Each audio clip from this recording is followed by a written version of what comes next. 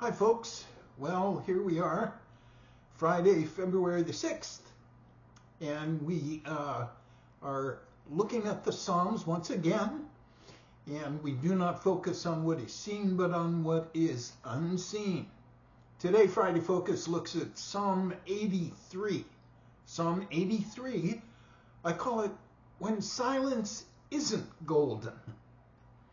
Ever heard the phrase, silence is golden?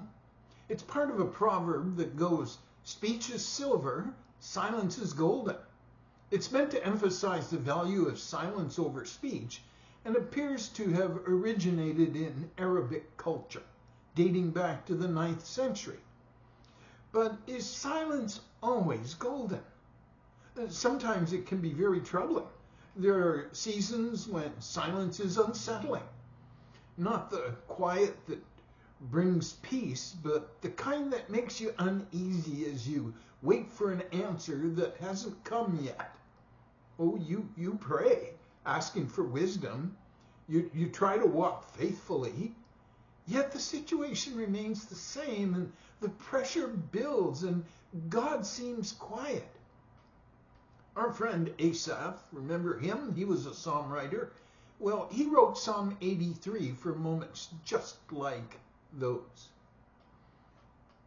Let's take a look a little closer at Psalm 83. I call the first part a cry from the heart. In verse 1, it says, "O God, do not be silent.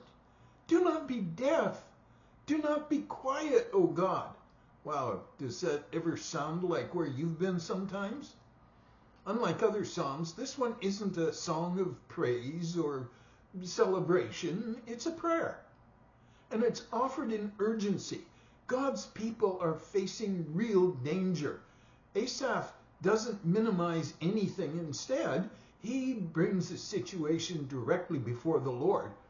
He provides insight as to how to pray when circumstances feel overwhelming and God seems silent. Asaph begins by addressing the silence. He asks God not to remain quiet, not to hold back, not to be still. These words reflect a heart that is deeply dependent on God. He does not accuse God, but he does plead with him. It reminds us that God welcomes honest prayers. Silence doesn't mean God is absent, and it doesn't mean he's unconcerned. When God seems quiet, our response should be to keep praying and not give up. The silence we endure may not seem golden, but be assured as we faithfully pray, God is faithfully at work. So let's expose something.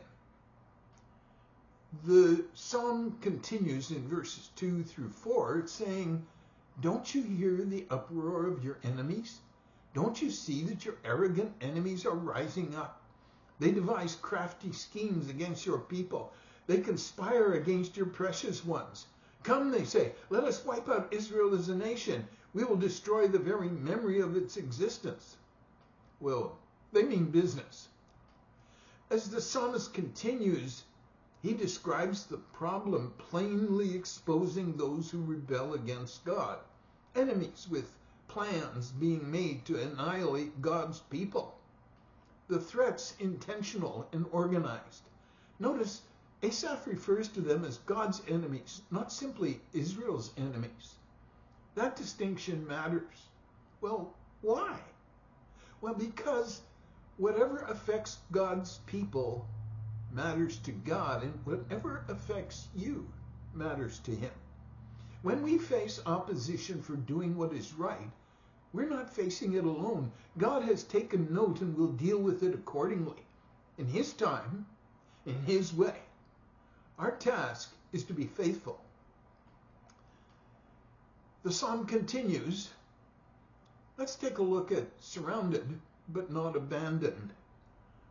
As Asaph writes, he says, yes, this was their unanimous decision. They signed a treaty as allies against you, these Edomites and Ishmaelites, Moabites and Agrites, Gebalites and Ammonites and Amalekites, and the people from Philistia and Tyre. Assyria has joined them too. and is allied with the descendants of Lot, verses 5 through 8.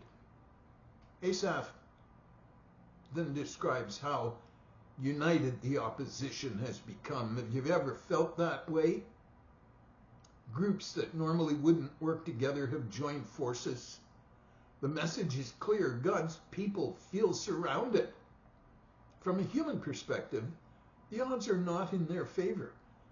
But Asaph doesn't stop at merely describing the danger.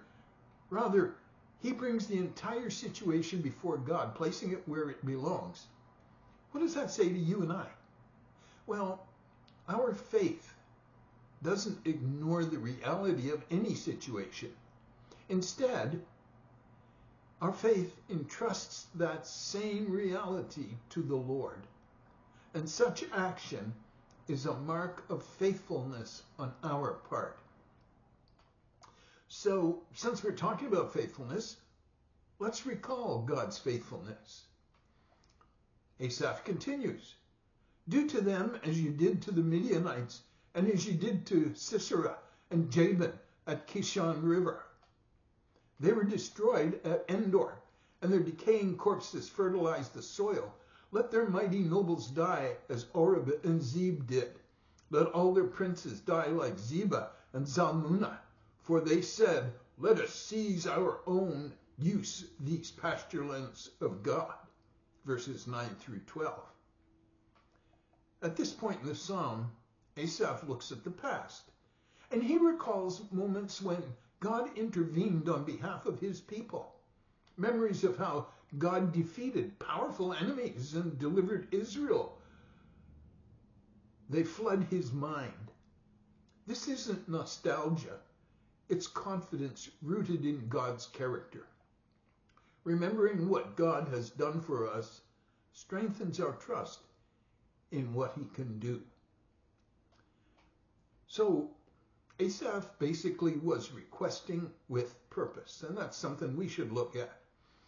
He continues writing, "O my God, scatter them like tumbleweed, like chaff before the wind, as a fire burns a forest and as a flame sets mountains ablaze. Chase them with your fierce storm, terrify them with your tempest, utterly disgrace them until they submit to your name, O Lord," verses 13 through 16. Asaph's prayer here becomes a request. It's strong, but his motive is clear. He desired that God's power would be made known and that people would recognize who the Lord truly is. His purpose is not personal revenge. It's for the glory of God. Throughout Scripture, God's actions are always connected to his purposes.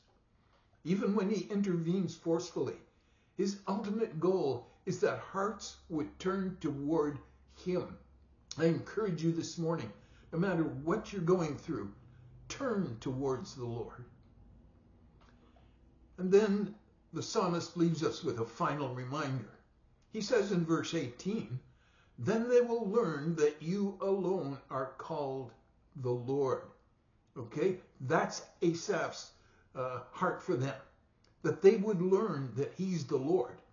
And so he continues writing, "That you alone are the most high, supreme over all the earth. And would that we all remember that he is the Lord, he is the most high, he is supreme over all the earth." Verse 18. Psalm 83 closes with a declaration of truth and a powerful reminder. God alone is the Lord and the most high over all the earth. Nations might rise and fall, alliances may form and fade, opposition may seem overwhelming, but none of these things threatens God's authority because he reigns over all. Believers are encouraged to trust God during seasons of silence. He hears us, and he's not intimidated by opposition.